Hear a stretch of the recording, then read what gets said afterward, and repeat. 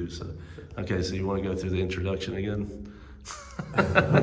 Sorry. So Daniel is working in prevention and helping victims of anti-Semitic incidents, and this is a very important job here. It is necessary to do this. Absolutely. It's sure necessary. I see this every day. It's my second year of work now, and everyone can report anti-Semitic incidents in the city of Cologne to me. And there are obviously a lot of criminal anti-Semitic incidents, but there are also anti-Semitic incidents which don't constitute any crime.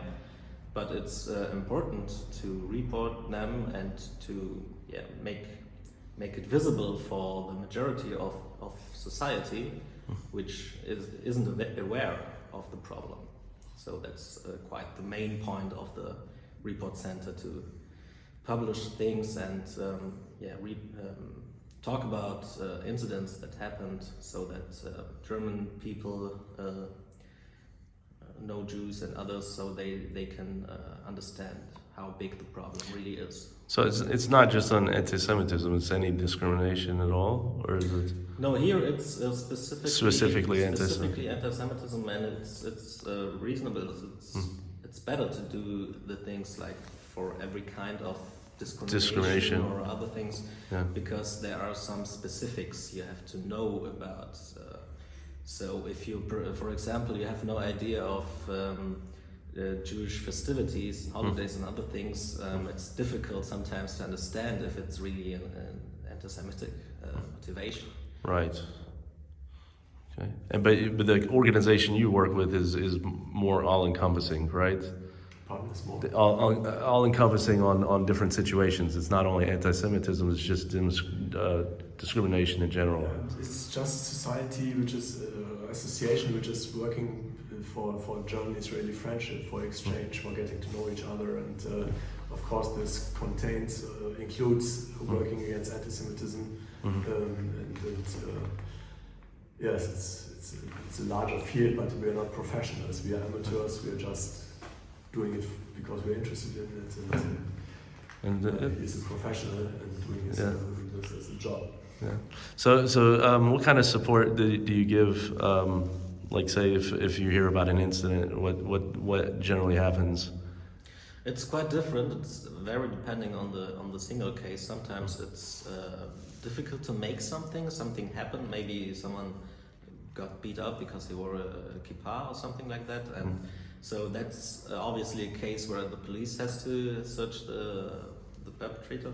But there are a lot of things, a lot of incidents where sometimes it's needed to have like an official place, and this is like the representatives from the city. So I can write in the name of the city to institutions, to organizations, to tell them, look, what you put, maybe a piece of art or something like that. Look, this has some anti-Semitic elements. So that's quite important. Sometimes it's schools, when maybe a teacher or even the principal of the school doesn't want to see any anti-Semitic things. So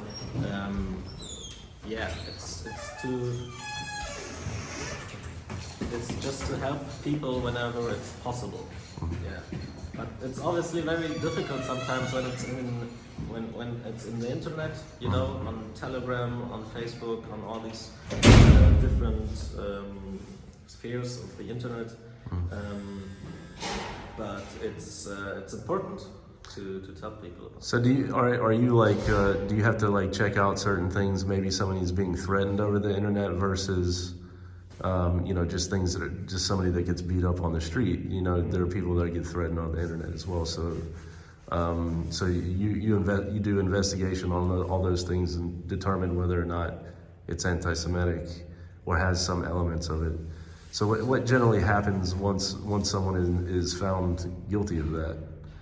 Well, just the criminal part is obviously the part of the police and the other authorities.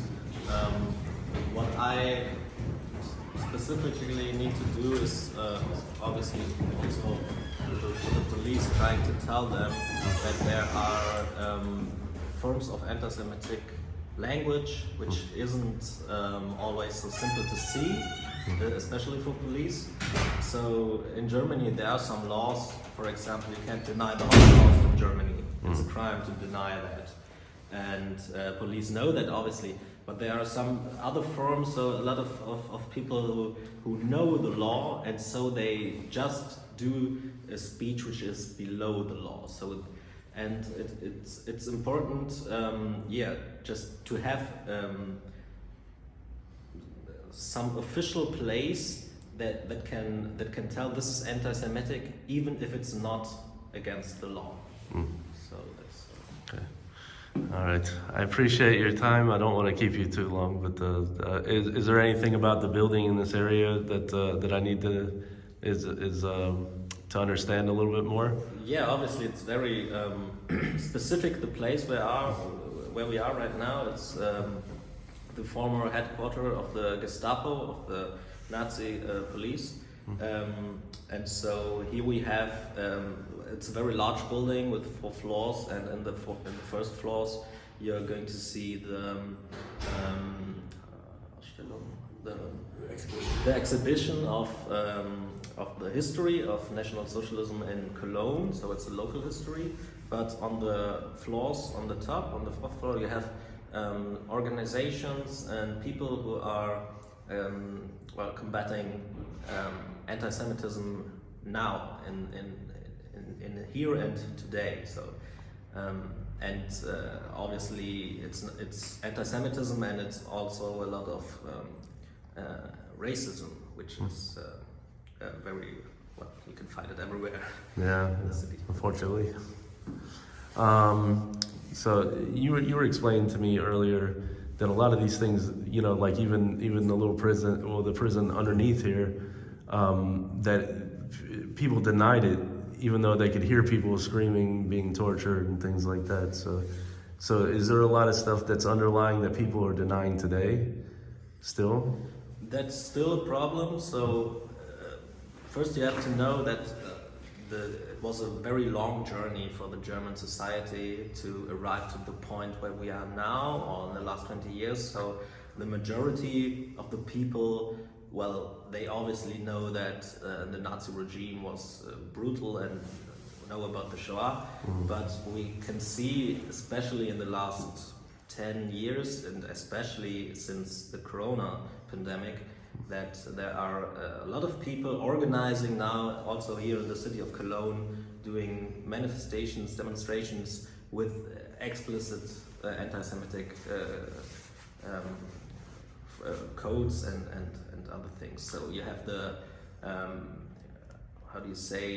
you have like a lot of people here who are against the governmental measures against the Corona pandemic, and so they use the Shoah, they use the historical component to say it's the same thing as they did to the Jews. I just want to say Shoah is the Holocaust, so just for anybody that ends up seeing this somehow. So I don't know if anybody will see this, but just for that understanding. So yeah, I mean that's. So do you think this is like actually like people trying to rebirth, like the Nazi parties? Sure. I don't know if people are trying, like some people are trying, no doubt about that. But I think the majority of the people who are doing this analogies about National Socialism and today, they mean it like they want to criticize the government. But it doesn't matter what they mean. Right. The effect is that they are relativizing. I don't know what it is. Rationalizing. They just don't. Yeah. And you have to see it from the perspective from people like who lived as Jews and their descendants who see these kinds of manifestations. It's obviously very, very harmful for the German society as a whole, not only for descendants of people. And very important to know is also that this is, if you want to combat anti-Semitism as a whole thing, you just can't focus only on neo-Nazis or only on others. You have to see the whole spectrum of people who are contributing and yes, just like pulling these ideas everywhere in the society. And it's from the far right, it's from the far left, it's in the central of in the middle of society where you can find it, especially when it's Israel-related anti-Semitism. Yeah. I mean, I think that a lot of people don't understand, like, especially, and I mean, it's not just anti-Semitism. Anytime somebody wants to diminish the hardships of someone else that went through it, it's a lot of times you can't understand if it didn't happen to you. So a lot of people probably really don't understand and sympathize, especially in America now. They don't sympathize with Jews because they think that Jews are living like, super fat, rich lives, but they don't really understand what it took to get them to where they are. A lot of people lost their whole families in the Holocaust or the Shoah. So and I'm sure that probably happens here. They see somebody get success, and then if they look at their lives and they don't think their life is going so well, it must be because the other person that's having success. Yeah. So.